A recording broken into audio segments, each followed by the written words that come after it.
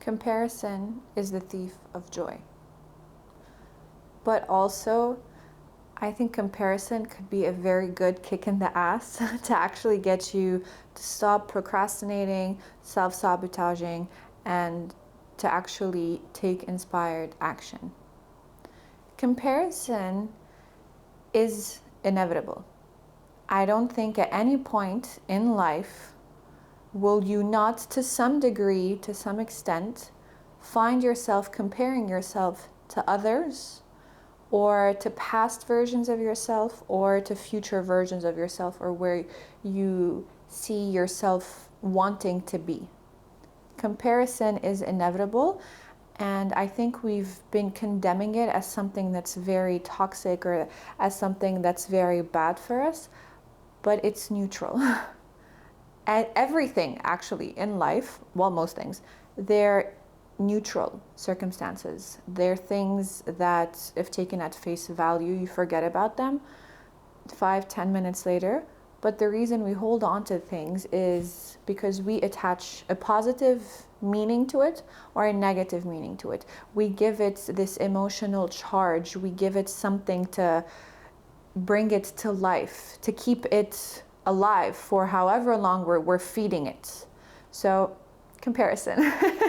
It definitely is the thief of joy, because a lot of times and every time I say a lot of times I mean I, okay? I just say we, that's just my default setting. So I'm going to do my best to say I, because it's not my place to assume what you or someone else are experiencing or going through. I can just say things based off of my experience, personal experience, what I've seen happen around me. But I'm just going to start saying I'm going to do my best to say I instead of we. So comparison has definitely robbed me of my joy over the years. It has made me feel unworthy of certain opportunities, of certain support from people. It has made me feel unworthy of my skills, of my capabilities, like they are unworthy, or that I'm not good enough, or that no matter what I do or how hard I try to make something happen, that I'm constantly at a disadvantage. Now, this is a very woe is me approach to life. Now, for me, I'm fairly equipped at finding my motivation or reminding myself of my whys, or just like grounding myself. But there are times when no matter how much discipline I have, I cannot control the comparison. I cannot control the ego's default tendency to compare myself to other people, or to compare myself to what I thought I would be at or be doing at this specific point in time. Not necessarily just in life, but specific point in time regarding to different situations, which I'm going to give some examples later on. So there's a lot of times where, well, actually in hindsight, looking back on it, I think that I have the tendency to compare myself more often than I actually give myself credit for. But I just maybe like sweep it under the rug, or I bypass it and I just treat it as, oh no, it's fine. They're on their own journey. They're on their own timeline. Mine is different than theirs, to each their own. That is true. But sometimes if I feel very intense emotions when I find myself comparing myself to someone else or someone else's journey, it does me no good. It's a disservice to myself to actually bypass it and be like, oh, well, to each their own. No. If I feel heavily about something, I'm learning to sit down with it and be like, okay, why? Why do I feel triggered about this person? Not necessarily about that person, but rather about that person's circumstances. What is it that I find I am lacking, or that I'm chasing instead of creating for myself? And this reminds me of a conversation I was having with a coaching client a couple of days ago. In life, whenever you look at something you want, you look at it through two lenses. I want this, I'm so excited to have it, I'm so excited for all of the things that I'm going to be able to do with this. Or you look at it through the lens of, I don't have this, it's such an inconvenience to not have this. So just to put it in an example, a car. So let's say I want to get a car right now. I can experience this desire in one of two ways. The first way being excitement and just joy. And I can experience that by thinking the following: I'm so excited to get my car. I can go on long road trips. It'll take me faster to get where I'm going. I don't have to rely on public transportation. I can just sit in the car and I can just blast my music and just vibe by myself. I can do this, I can do that. And while you're like planning all of these different things out in your mind, while you're daydreaming them, whatever it is that you're doing, you feel alive in your body. You feel that tingle of excitement in your body, as if it's already there. It's already happening. You're planning it out like you have the car. It's just a matter of, all right, let me get down, let me get into the car and let me head out. That's how real it feels. Because the mind, it does not know the difference between what is actually real or what you are imagining. It just knows the emotional responses to the thoughts or the experiences that you're having. So if you have an experience, this experience is going to bring up emotional, chemical responses in your body. That's how your mind knows it's real.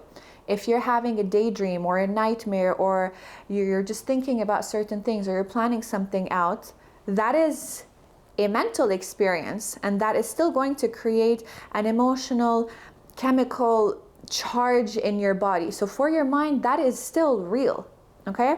So that's the first way that I can experience the idea of having a car. The other way that I can experience that is I don't have a car. I have to always rely on public transportation. I need to always stay within a 30-minute radius of my apartment. Or I can't do long road trips because it's going to be such an inconvenience to get an Uber or to rent a car. I want a car, so I'm just thinking about the lack of a car. This is what's going on here. So whatever desire you have, you can experience that desire in one of two ways. You can experience that desire as the joy of having that thing, or as the inconvenience of the lack of that thing. What my coaching client and I were talking about is that he was talking about how he was at a wedding and he wants to find a partner, a romantic partner, but he just feels very like, oh, I don't have this, I don't have this, I don't have someone by my side. So we were just going back and forth, and this example came up. You have soil, okay? And the way that you tend to this soil determines how the garden is going to grow or not grow. So if you have soil and you are, on one hand, and you're not taking care of it, you are not doing your absolute best to make it a fertile ground, you are not planting the seeds properly, you are not nurturing the seeds properly, it's going to be an infertile garden and you're just going to have weeds. It's going to be very bleak. Okay? On the other hand, you have the soil, you do your absolute best to take care of the soil, you plant the right seeds, you make sure you nurture them properly, you give them the proper vitamins, you water them properly. You do your absolute best to make this fertile ground so that when you're planting the seeds, they can flourish and you can have a beautiful, colorful, abundant garden.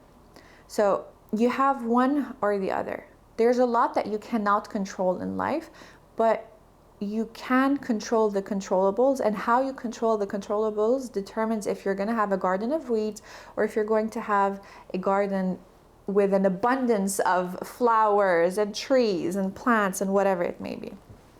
So I lost my train of thought, but we're back to comparison. Comparison.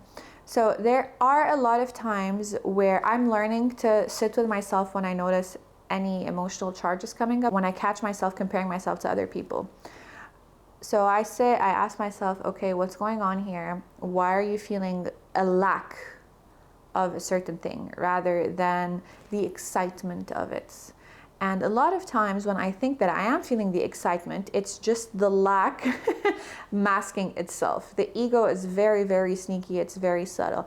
But a good compass to figure it out is just to notice if I feel any sense of fear or any sense of claustrophobia in my chest. If I feel that, if I feel a bit of heaviness, or I feel like I need to rush out of nowhere, I need to do this, I need to do that, otherwise I'm going to fall behind. Even though it might be, I'm so excited, I want to do this, I want to do that, I want to make sure that I get it all done in a specific time, I'm just so excited. Yes, I'm excited, but the underlying emotion is lack, is fear. It's okay, if I don't do this right now, I'm falling behind. If I don't do this right now, I'm going to be at a disadvantage, or I'm going to lose momentum, or I'm going to lose my place, or whatever it may be. Versus feeling excited about something. It's like, oh my God, I'm so excited. I want to do this. I want to do that. And I want to give each phase of it its proper time. I want to give each phase, just like when you're nurturing the garden, you can't force, when you plant the seeds, you can't force them to grow. They take however long they're going to take. What you have to do, what is your responsibility to do, is to water them, to fertilize them, just to make sure that you are creating the proper conditions for those seeds to blossom. Okay? So exciting things, exciting ideas, creative ideas, planting the seeds, fertile ground. Then what? Because even if the ground is fertile, if you're still not creating the proper conditions for the growth of that seed, you're still gonna get weeds. So I catch myself comparing. I sit with why I'm comparing with the emotions that come up. And usually when I do that, when I do sit with myself, it's after I've been comparing myself to others for a while. So a lot of shit comes up. So I have this thing where every few months, maybe a few times a year, once a quarter recently, where I have kind of like an existential crisis. It's been happening more often. It's been happening every other week where I have an existential crisis and I sit with myself and I ask myself, do I want to do this? Do I still want to do this? Do I want to start doing this? I ask myself this because I've realized that a lot of the desires I've had in the past were not my own. They're desires that I thought I should have as a natural progression of whatever it is that I'm doing, or a natural progression of life. So I sit down and I ask myself, why do I want to do this? Do I really want to do this for me, or do I want to do this because I see someone else doing it and it just seems so cool and their excitement is rubbing off on me? A lot of times I don't know what the fuck I want. But what I have learned to do is, through the process of elimination, figure out what I don't want. And in identifying what I don't want, it gets me closer to what I do want. Or it allows me to filter through the noise in my mind and just taking all of that noise away and just creating a space of silence just to see what's going to emerge out of that silence. What desires, what preferences, what excitement, what passion is going to emerge out of that space of stillness, out of that fertile ground. Because the ground may be fertile, I plant the seeds, but it's how I nurture the seeds that's going to determine whether or not they blossom. A recent example of comparison and how it could be the thief of joy, but it could also be the kick in the ass that you need to get your shit together, is over the last weekend, I asked myself, what's the point of this podcast? I love sitting here. I love speaking. I've definitely had more confidence, not just in showing up on camera. I've had a lot of confidence in expressing myself, in articulating my thoughts and my emotions. So it's definitely been a hell of a self-expression journey. But I asked myself, what's the point? Because I started comparing my podcast with other people's podcasts. I started comparing my chapter 1 to other people's chapter 70. And I don't know what went into the first 69 chapters of their book. I don't know what's going on in chapter 70 of them. What I see is just the tip of the iceberg, and that is what I'm comparing myself to. Whether it's number of views, whether it's shares, whether it's, well, how realistic? Like, what is your plan for this podcast? I don't know. Okay, how do you not know? You're putting this time and you're putting this effort in. Do you not have an end goal? No, I don't know. It would be cool if this podcast blows up. It would be great if I get signed. I mean, that's beyond my wildest dreams. I have a lot of wild dreams, so that's probably beyond one of my wildest dreams. That would be great, but I'm not attaching anything to it. Okay, then what are you doing if that's not what you're expecting out of this podcast? I don't know. I genuinely have no idea, because the more I sit and I think about it, the more I figure out what I don't know, and I don't know that I want or don't want, and it's just a lot of noise in my mind, and that starts to feel like it's suffocating me. And then I decide, okay, you know what? No, I don't even want to do this anymore. I don't want to record a podcast. I don't want to do this anymore. No. It just feels too much. I'm suffocating. So I sat down with my sister, I had this conversation with her, and I told her, what's the point anymore? Because I'm putting in time, I'm putting in love, I'm putting in energy, but how is that reflecting on the other end? I don't know what outcome I'm expecting. And in not knowing that outcome, I don't know how to measure the return on the investment because I don't know what I'm expecting the return to be. I just know that it's just feels exhausting because I'm comparing myself to other people and I don't know how much more effort to put in. I don't know what my goal is. It's just a lot of I don't know. Like I said earlier, I don't know what I want, but I figure that out by deciding what I don't want. So I'm kind of caught between a rock and a hard place of what I don't want and not knowing what I want, or even not knowing what I don't want. It's very complicated, I know it. Actually, it's not that complicated, but it just sounds complicated. She asked me something. She's my younger sister. There's a year and 7 months between us. And sometimes she has moments of like absolute wisdom. She asked me, okay, let's say you stopped the podcast, you quit. I'm like, okay, I quit this thing that I'm enjoying. I quit this thing that brings me such joy. Because it also takes a lot of time to come up with the content, to record, to edit, pros and cons list, okay? I quit. Then what? The first thing that popped into my mind was I am going to regret it. Because the way that I recently have been the way that I have kind of been giving myself a bit of grace and compassion in different things is that I give myself a timeline, not a deadline. I give myself a timeline to do the absolute best that I can, to experience something in a bunch of different ways, on different days and different moods, before I decide if this is something that I want to continue, if this is something that just fits into my lifestyle, my routine, or if this is something that, okay, I gave it a shot, I tried it, checked it off the bucket list, I'm over it, on to the next thing. And I've given myself a timeline of a year.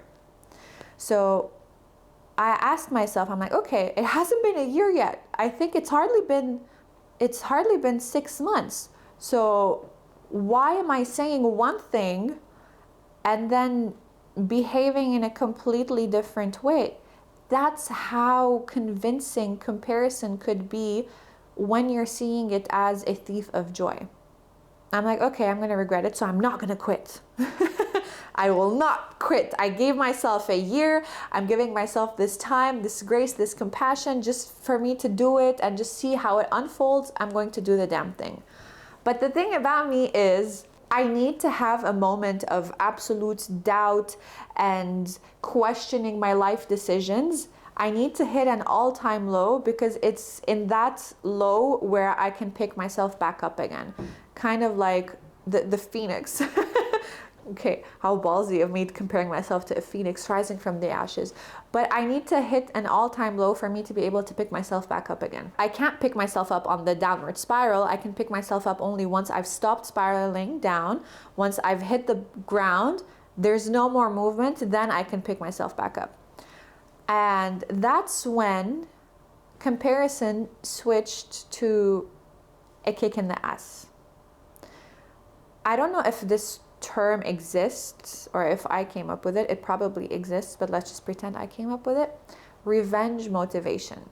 So comparison as thief of joy, it's the downward spiral. I hit the bottom, and then from the bottom there's only up. So this up now becomes comparison as revenge motivation. And it's not revenge at specific people, but it's more like, you know what? Why not me? Why am I doing this to myself? But this is part of my journey. This is going to mold me in a bunch of different ways that is going to be unique to me. So I get this revenge motivation and I'm like, you know what? Get up off your ass. do the damn thing. It's kind of like this rebirth of motivation. And I it's like when you come back from vacation and you just come back and you just feel like, okay, yeah, like I hit the reset button on my energy. I feel like I'm energized mentally, emotionally, spiritually, physically, and I'm ready to hit the ground running.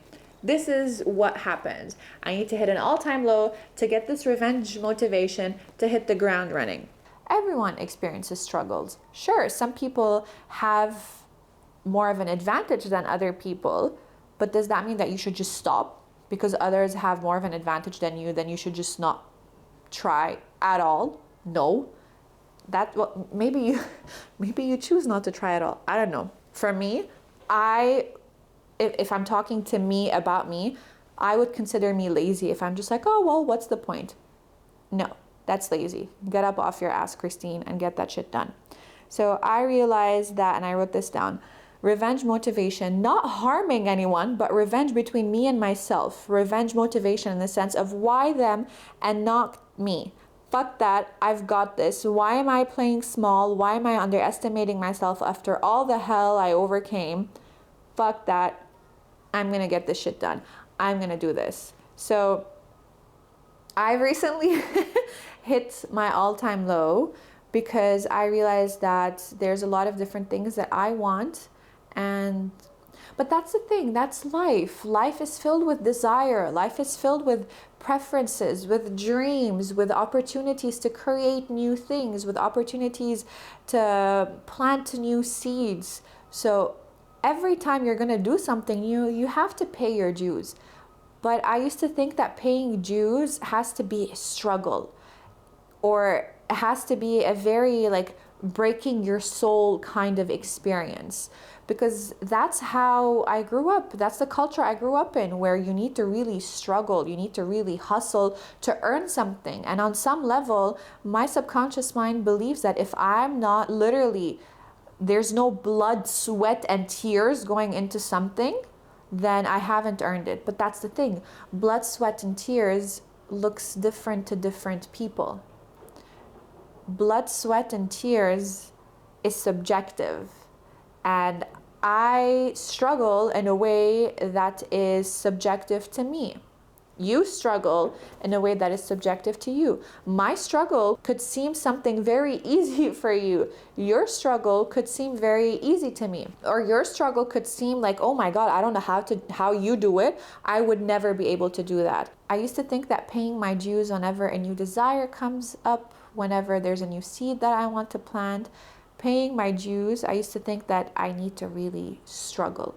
I need to have sleepless nights. With any desires, with any new seeds that I want to plant, that I need to practically give my life away for me to be able to earn that. But that's not the case. I pay my dues my own way. And it's not fair for me to compare my dues to someone else's dues. And it's not fair for them for me to compare my dues to your dues, because in that comparison I could actually be making light of what you've experienced, or I could actually be making a mountain out of a molehill out of your experience. So I'm doing you a disservice, and I'm doing me a disservice by comparing our struggles. And here I think comparison, could definitely be the thief of joy, because it's making everything personal. Life is an experience. Life is an individualistic experience. I'm really hoping that's a word. So your experience is personal to you, but the experience of life is not personal. Life is not against you. The world is not conspiring against you. It's not personal, but the experience is personal to you. And I really hope that I'm able to convey the difference between the two, because it makes sense in my mind. I'm just not sure that I'm able to convey that in a way that makes sense outside of my mind. Comparison can be the thief of joy, but I think it's not fair to use that term in the sense that comparison is absolute comparison, because everything has two sides. It can have more than two sides, but it's not just like one side. It's not an absolute truth. Comparison can be the thief of joy. Comparison can also be the kick in the ass that you need to move forward. It can be the motivation that you need to figure out what you want, what you don't want, what is for you, or what it is that you've been doing that has been dictated by other people's wants and desires. So you can't have one with the other. That's the thing. You need to experience both. That's the duality of life. You need to experience the light and the shadow. And sometimes the shadow could be the light. Sometimes the light could be the shadow. That's one of the biggest pills that I've had to swallow this year, is that every time you think that you have something down, it's one and done, you've learned the lesson, that's not the case. That is going to grow. That is going to evolve. It has different layers. It shows up in different degrees to different extents. And the only thing that is really constant, that is really one and done, that is unchangeable, that is absolute, is change. It is what it is. It's a human experience. It's not just a human experience. It's the experience of life. It's the experience of nature, of the animals, of the seasons, Earth, the cosmos. The only constant is change. Nothing stays the same forever. Even energy can neither be created nor destroyed. Shit, is that right? Let me Google it. Hold on. Yes, that's right. The law of conservation of energy says that energy is neither created nor destroyed. It doesn't disappear. Energy changes from one form of energy into another form of energy. I think Einstein said that. I digress. That's a big segue out of the conversation. But essentially, the only constant in life is change. The only constant in the entire world and the cosmos is change. That's a very existential way to wrap up the episode. But that's today's episode. I will see you next time.